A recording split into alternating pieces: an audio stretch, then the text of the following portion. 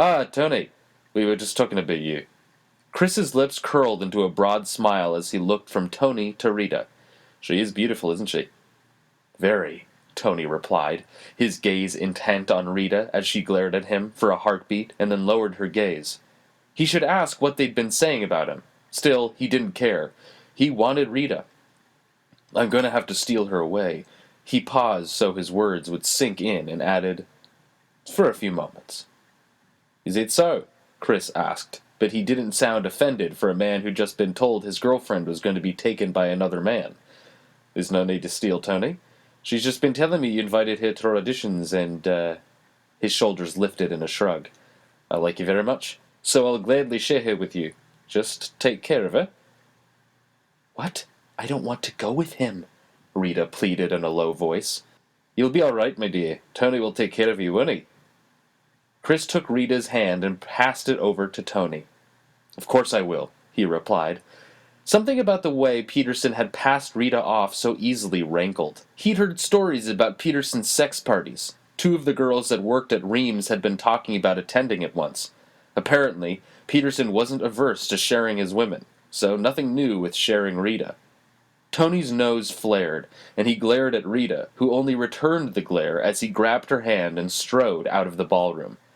If Rita belonged to him, he would be punching any man who dared to try to steal her. Then again, why should he care? She didn't belong to him, and he wasn't about to claim her for more than the night.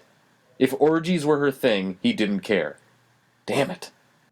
His grip on her arm tightened, and he increased his pace as they headed across the polished marble floor of the lobby to the lifts. She stumbled.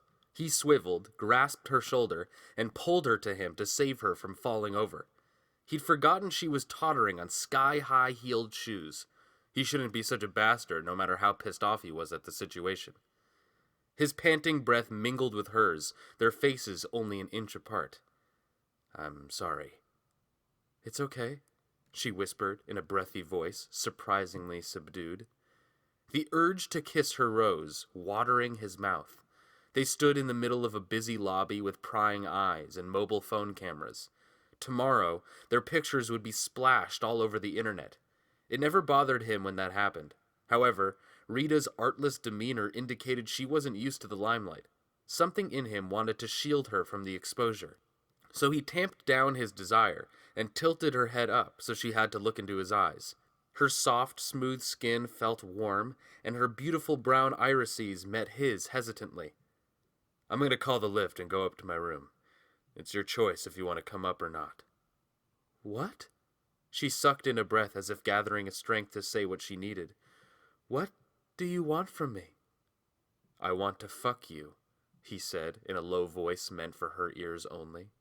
Her lips parted, her breath hitched. The pulse on her neck thundered, and her throat rippled as she swallowed. But she didn't back away, and her saucer-wide eyes turned molten brown with lust. There, he had his answer. She wanted him. Would she let him fuck her? Because that's what it would be. In his world, sex was about fucking. Wild, animalistic, unrestrained, rutting. He would see to her pleasure again and again. Still, it wouldn't be sweet, and it wouldn't be loving. A lift opened and a man stepped out. Tony released her and walked into the cabin. Turning, he faced her. Enough game playing. She had to come to him of her volition. She stood there looking sexy as sin as she bit her bottom lip and her forehead puckered in a frown as if she wondered why he'd left her in the lobby. I'm not going to drag you in here, if that's what you were expecting. His fingers itched to do it, however.